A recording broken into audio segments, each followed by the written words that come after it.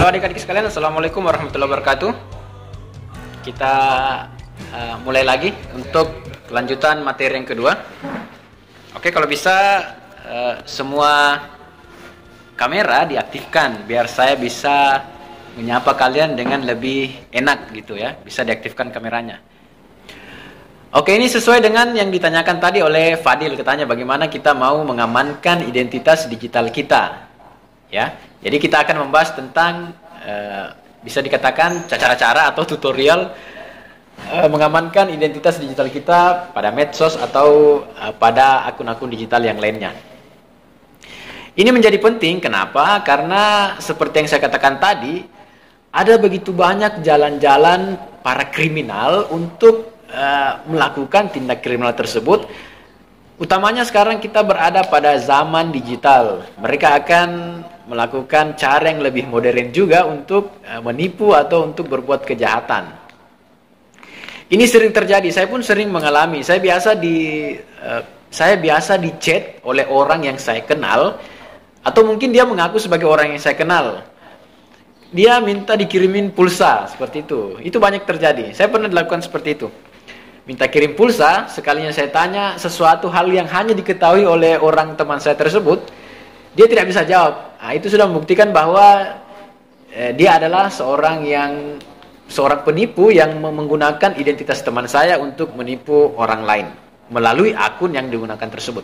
Jadi ini sangat penting karena ada banyak contoh-contoh lain yang menjadikan bahwa pentingnya untuk melakukan perlindungan terhadap identitas digital kita. Oke, jadi kita akan membahas tentang melindungi identitas digital kita. Nah, sekarang kita kembali ke Amanda lagi.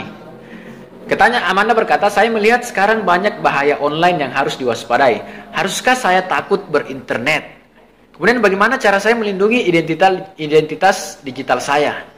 Ini.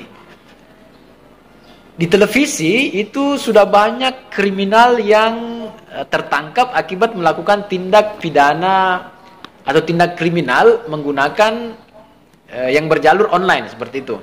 Itu tentunya membuat kita was-was. Kita pasti merasa takut. Apakah saya aman menggunakan Facebook saya ini? Apalagi pasti kalian mungkin sering menggunakan atau sering membuat akun-akun yang berbeda. Mungkin akun Facebook kalian itu ada banyak, ada 3, ada 2. Dan bahkan mungkin salah satunya sudah dilupa sandi untuk masuk ke akun tersebut. Pasti ada yang kayak gitu kan? Coba Ria dulu, Ria. Ria, akun Facebooknya ada berapa, Ria? Satu dari orang lain yang tidak Ria kenal. Atau mungkin lihat dulu profilnya. Kalau ganteng ya diterima. Kalau nggak ganteng ya ditolak aja. Kalau tidak dikenal tidak diterima.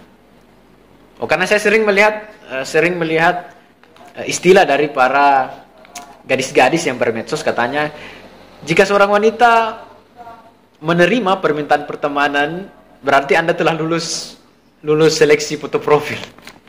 Seperti itu, Ria ya.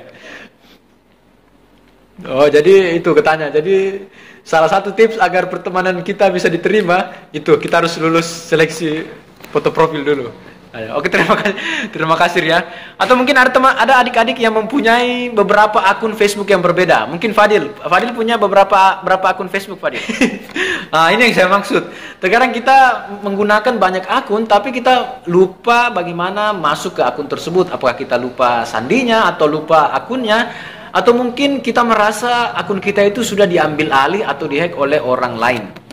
Itu tentunya membuat kita was-was, apakah saya aman ketika saya melakukan transaksi online lagi? Apakah saya aman jika saya mengklik ini, mengklik itu? Apakah aman jika saya mendaftar di situs ini atau di situs tersebut? Kemudian bagaimana cara melindungi diri kita atau melindungi identitas digital kita jika sekarang ada begitu banyak maraknya tindak kejahatan melalui digital? Sakila melihat banyaknya tindak kriminal yang menggunakan jalur online, apakah itu tidak membuat Sakila menjadi takut untuk aktif di medsos atau aktif di akun-akun yang bersifat internet? Sakila. Biasa aja ya, biasa mungkin, tidak takut.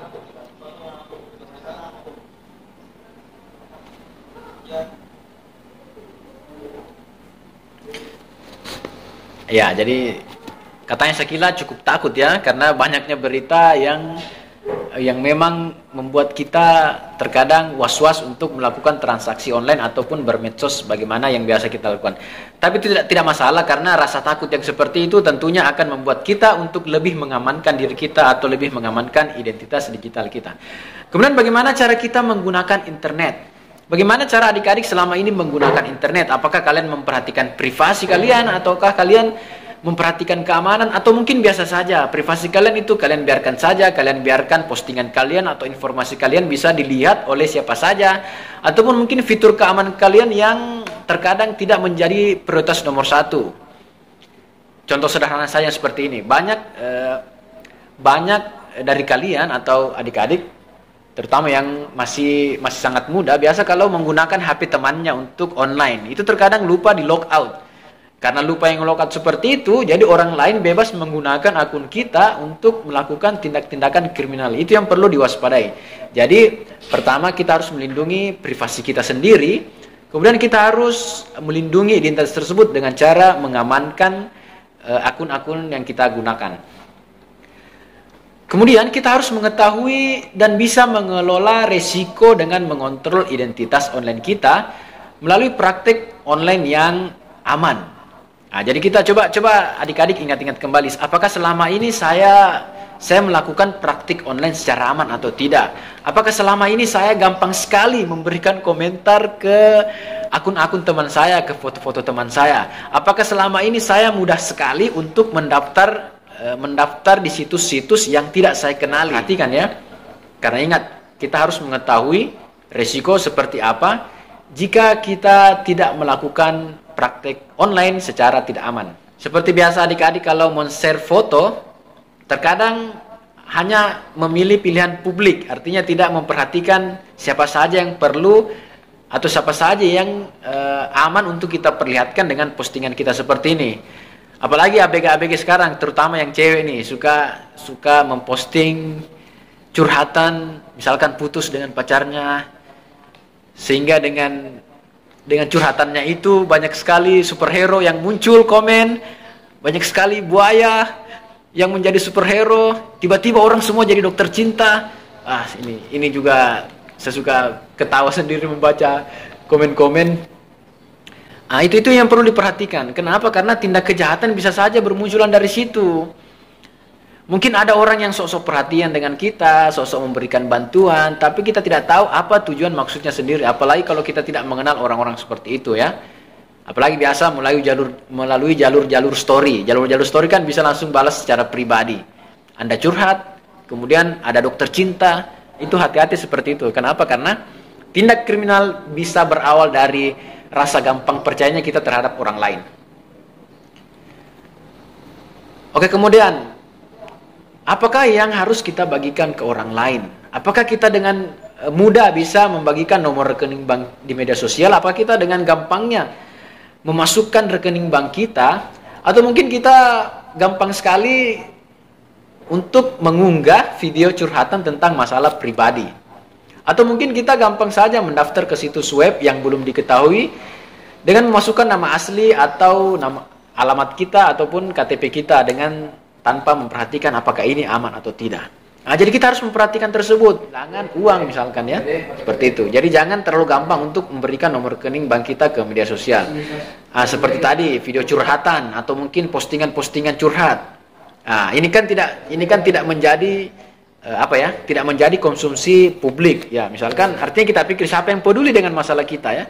Siapa yang peduli dengan apa yang terjadi dengan kita? Atau mungkin kalau kita mau viral, banyak sekarang orang yang mau viral dengan mengupload video-video curhatannya, banyak ya. Padahal sebenarnya orang tidak peduli dengan itu ya.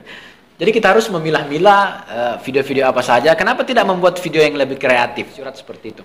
Kemudian ketika kita mendaftar di situs web yang belum diketahui, yang domainnya tidak jelas, kemudian tiba-tiba meminta nomor KTP, ini kita harus berhati-hati. Kenapa? Bisa saja dia menggunakan alamat kita, menggunakan nama kita untuk keperluan yang merugikan kita mungkin, atau menguntungkan orang lain, yang akhirnya membawa nama kita yang bisa berujung pada tindak pidana. Itu kita harus berhati-hati sekali, karena banyak sekali yang seperti ini ya. Banyak sekali yang beredar di WA tentang situs-situs web yang tidak jelas domainnya. Itu harus berhati-hati sekali.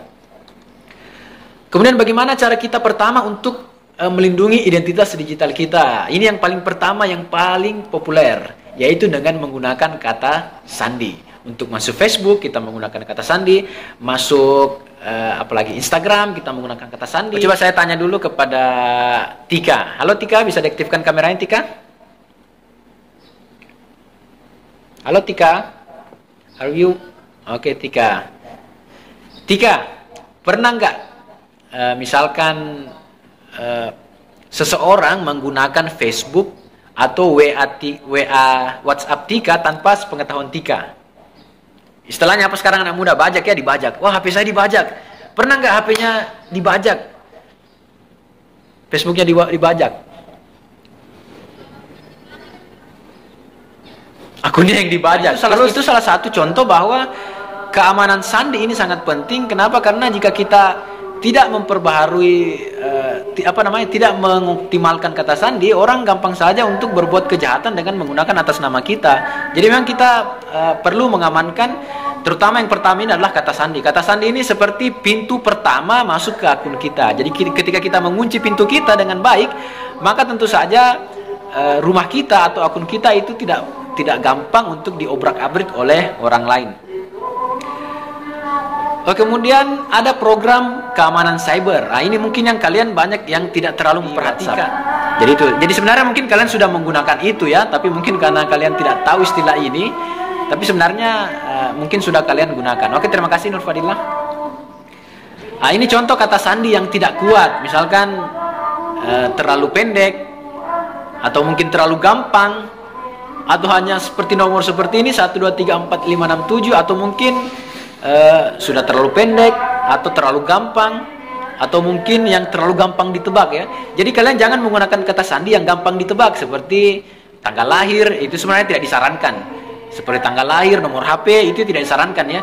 Coba gunakan kata sandi yang menyulitkan orang berpikir bahwa inilah kata sandi untuk masuk ke akun yang ini. Misalkan gunakan kombinasi huruf besar dan huruf kecil, atau gunakan kombinasi karakter-karakter yang lain biar lebih menyulitkan orang ketika mau melakukan tindak hack kepada akun kita, gitu ya. Pastikan kata sandi kita terdiri dari kombinasi huruf kecil, huruf kapital atau simbol, memiliki beragam karakter, kemudian tidak terlalu pendek atau bukan kata yang umum, gitu ya. Jadi hindari menggunakan tanggal lahir, hindari menggunakan kata-kata yang kira-kira menggambarkan diri kita. Coba cari deh kombinasi huruf kecil, huruf besar, atau yang lebih sulit untuk dipikirkan oleh orang lain.